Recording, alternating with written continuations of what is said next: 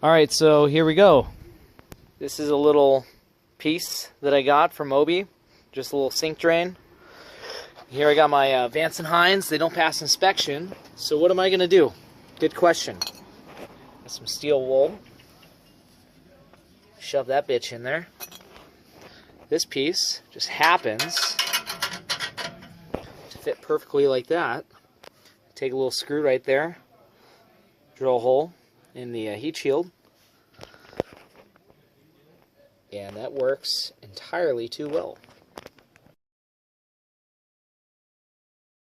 I'm going to give you guys a baseline of the bike without the DB killers, homemade, that I made.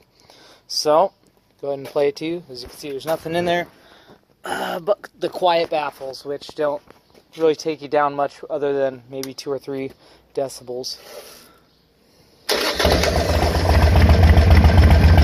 So you can already tell it's a lot louder. Rev it up.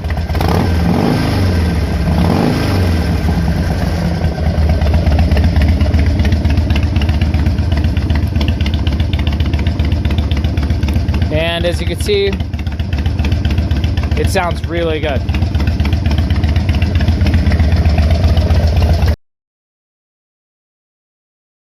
Alright, here we go. Last time you're going to hear it like this before another inspection, so.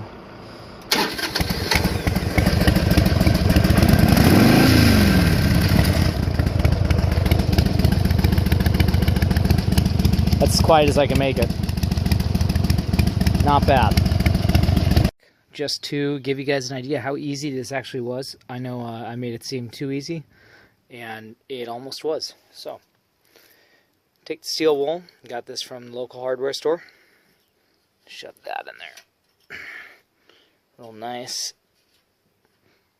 Now, this is the piece I found. Got it at the hardware store as well. It's meant for a sink. And all I did was take some lacing wire and some tie twisters with it. Twist it up. In theory of why I have it all jumbled up like that on both of them is because the exhaust, if the theory exhaust behind it is, it's constantly, this one's sucking, that one's pushing, this one's sucking, that one's pushing, and they alternate. So what happens is when you have that wool in there, it's just coming back and forth, and it'll shred itself and just flutter right on the end of that.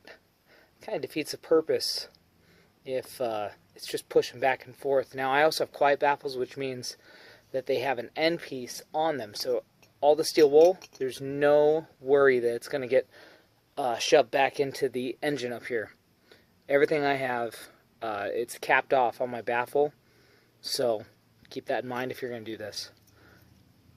I would highly suggest using a quiet baffle as well if you're trying to pass an inspection.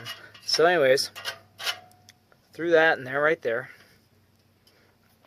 Took my handy dandy DeWalt here, threw on a bit, and I just went, put that in first as far as it goes,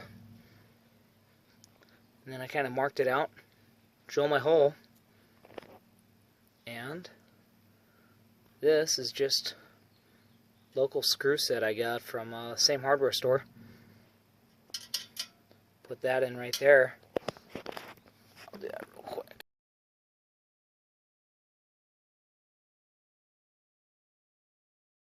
Alright, so that's all it is. You put as much steel wool as you could fit in your quiet baffle, and, you know, it's just too easy. I love it. Worked great. I only use it for inspections, like I said. I pulled it out as soon as I left the lot. I don't know if you can see there. Probably not.